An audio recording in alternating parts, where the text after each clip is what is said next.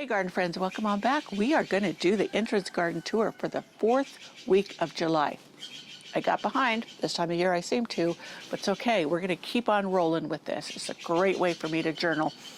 In it, I said I was going to try to do 2 gardens instead of just 1. It made it too long, so hummingbirds flying through here. So I broke it up. So this is like 15 minutes, under 20 minutes for you to tour the entrance garden and see what it's looking like this 4th week of July. So let's get rolling.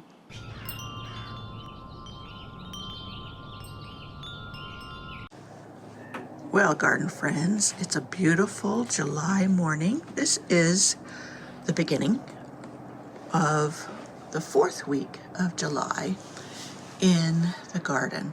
I'm going to do something a little bit different, I think. Let's see how it works out. I'm going to try to do just an overview of the garden as I walk through. And that way, maybe I can fit in 2 gardens and not have so many different garden tour videos. So, this is the entrance garden. And if you watched last week, you saw me trying to tackle a gopher. My shovel's still out there. I've been digging and putting things in order, but look at this view. Isn't this gorgeous? Now, when it's just the iris blooming and there's so many of them, I just don't think anything can top that. But this time of year is also beautiful. I love that I have different plants that bloom at different times. Look, these are the supertunias. I got these at Lowe's on the bargain rack. Aren't they beautiful? Both the mixes. Now, this is the only one that has the darker pink, which I enjoy so much, but both of them have done super good this year. Usually, supertunias don't perform for me. So maybe it's just the spot. I keep thinking I'm gonna move that Suburban before I do this so you don't have that in the shot, but I'm lazy. So my Eden Rose needs a lot of deadheading. I haven't gotten to that. And this is my Pearl du Jour Clematis. It's doing gorgeous. Tied up the crazy daisies. They need a bit of deadheading. Now, we just ended over a week-long heat wave. And so a lot of things took a beating. Now, I have to say I'm impressed with the performance of the Daisy May. Proven Winners daisies. They're just doing beautiful. So just enjoy. This is Echinacea.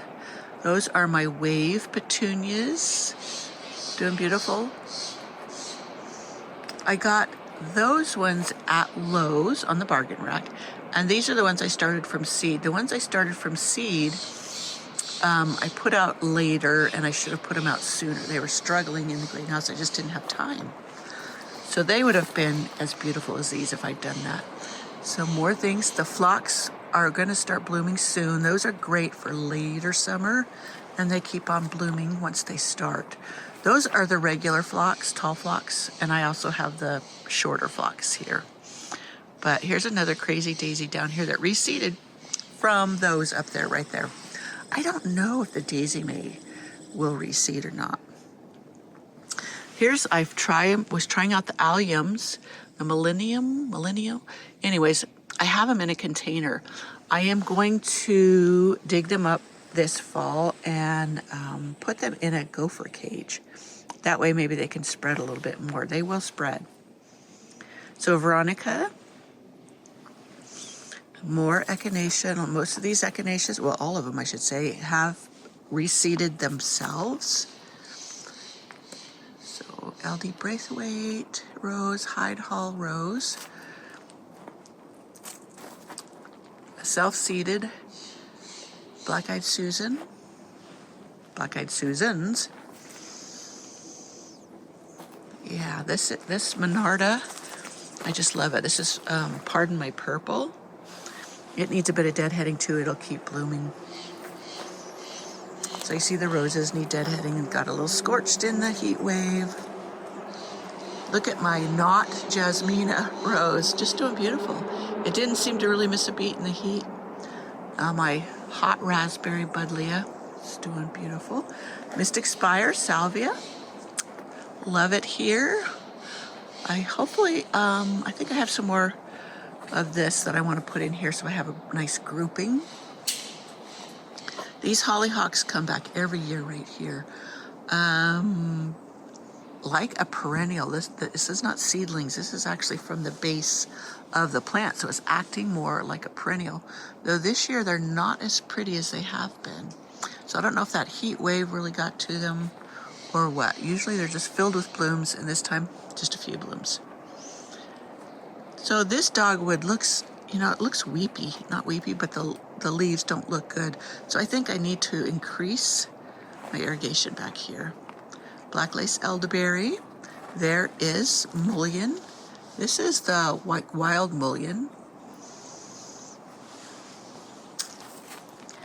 My Aglaia daisy, that thing always needs support. So here, this is the white rose campion. So I'm going to likeness, but I'm going to collect the seeds. So that's why I'm letting it go to seed rather than cut it back.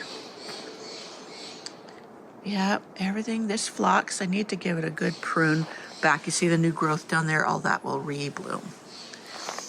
I did a chores video where I showed you how I whacked back the gaillardias. They had gone to seed.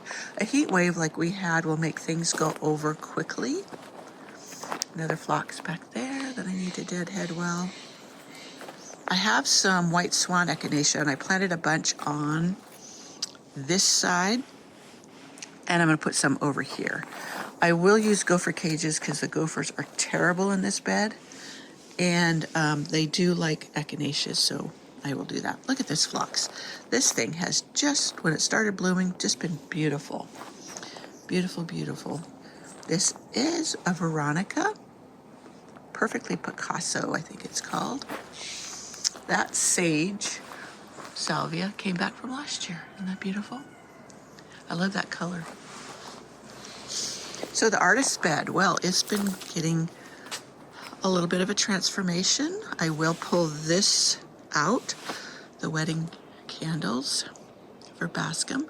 It's still blooming. I need to deadhead, cut it back. Maybe it will rebloom a little bit. I will wait till it's cooler for that. I think the other ones bit the dust after I moved them. But down in there, I have seeded cosmos, more zinnias, and see what's going to happen because it does get good misting. This is going to move, but I'll wait until it's cooled off enough that I know it will live through it. So this is a Russian sage or Perovskia. Yes, my banana cream daisies. I love these things. This has been here a few years. It just is so beautiful, and it continues to bloom even after the first flush, and it reblooms very well. Another perfectly Picasso. Look at that alyssum on this side. It has just gone bonkers. It's loved it over here. So some Nepeta. I did plant more zinnias in there, and they're an apricot color. Some of them didn't make it because they had been in their little 6-pack just much too long. Time just keeps getting away from me. So I hadn't planted, these are self-seeded, these black-eyed Susans, and I just thought I'd let them go, even though they're not orange. I think they're close enough for the artist garden. The crocosmia, didn't put it in here. I'm assuming the gophers did because it was on this side. It was never planted on this side. So they didn't eat it, but they did move it. Over here is where the gophers have been decimating my iris. I have got to make time to get them dug up and put in cages so I don't have to worry about them anymore. More volunteer echinacea. I love volunteers. Don't they just fill in and no work on my part? No work on my part at all. Now the self-seeded ones are usually a pink. I rarely get another white one because they cross-pollinate. Look at this. I love this rose. This is Powerpuff Pink. Is it Weeks Roses?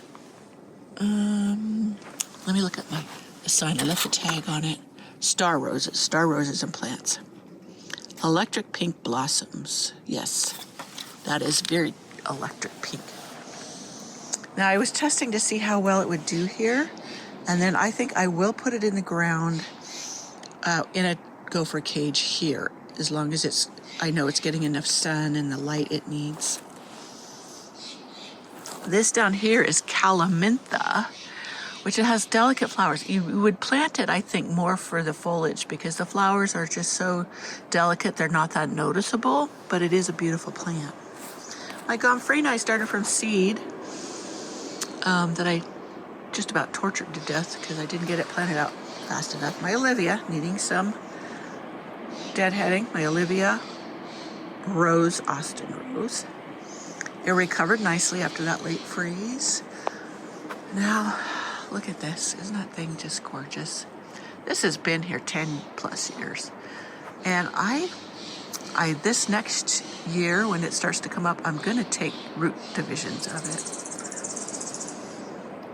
My European rose, I did get in and deadhead that a little bit. Look at this Monarda. This will just take over, but it's so easy to pull up. I just let it go, let it bloom, and then like this area right here, I want to put something different in, so I'll just pull those ones out, and it's no big deal. No big deal, because they're free. They were free. I don't, where I bought the original plant, I don't know. But yeah, you can, this is what I enjoy about the Eden. It doesn't lose the petals. They just fade on the vine, and then I can go out and take them out and cut them out as needed. My limelight hydrangea is getting ready to bloom, and so is Zinfandel. Let's walk around that side. Alrighty, we'll walk around here. This here is my Queen Elizabeth rose. I had one before, and for some reason it didn't survive after several, well, I had it decades and then it just died. I don't know why. But when I found one on the bargain rack, I think I paid maybe $5 to $9 for this. I grabbed one. The Ragucci Clematis has just been putting on a beautiful show all summer long, ever since it started. Look at that. There's another clematis down in there, but it seems to be more sensitive to slug damage, and it dies back a little. It's not the fungus, or what is it, wilt that some clematis can get. It's actually from slug damage. Look at these hollyhocks. Now, this color doesn't wow me here, and I was going to dig this up last year. This one is also perennial. It just comes back from the root mass every year. And yeah, I just let it, when it starts to flop, then I cut them back. So look at all those seeds on there. But for now, it's blooming and pretty. This is my Roseanne geranium. Look how huge that thing gets. It loves it there. I let it go. It's starting to overtake my rose here. I'll cut it out of there. But other than that, I let it do its thing. Finally, my poor little squash, I treated it with New Saturday lime to keep, it was pill bugs that were eating it. Little pill bugs. And then my Zinfandel's getting ready. Zinfandel paniculata hydrangea. It's no longer available in commerce, but it is beautiful. I don't know why they took it off the market.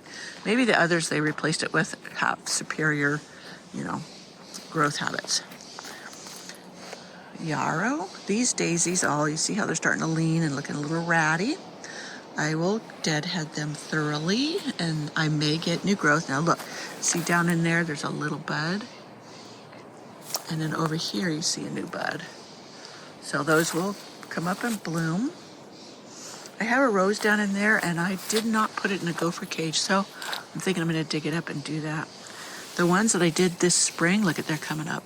They're doing great. They are in cages, so they're recovered from their move. I put a couple of my cuttings from my salvia right here, and look how beautiful it's doing.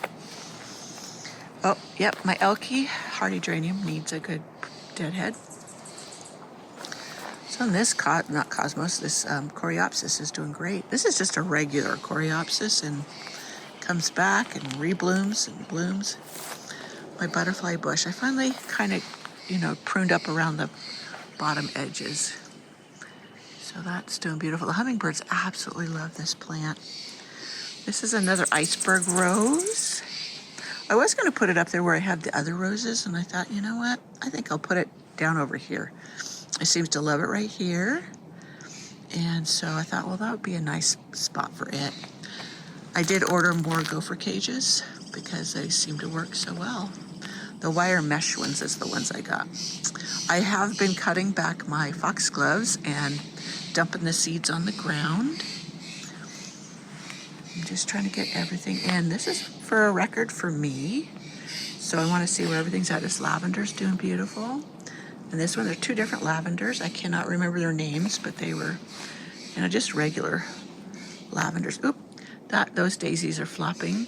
I need to cut them back because I've got dahlias right down there that I don't want them to obscure. And the same with these hollyhocks. They're starting to bow over. I will cut them back a little bit to keep them from bowing so much, and then I wanted to collect the seeds on this one. That's why. Other than that, I would have cut them back hard already because they're just flopping. This is the regular rose campion. Now I'm letting this one go to seed as well, rather than cutting it back for a reflush. That way I could collect the seeds. And yeah. But it is super easy to whack them back and then get a rebloom. I still haven't gotten this rose replanted yet, but that's a-okay. So that is the front entrance garden. I just had deadheaded this rose. I need to shape it a little bit better. It's a little wonky. I want it more of a rounded shape, but that's my Regensburg rose.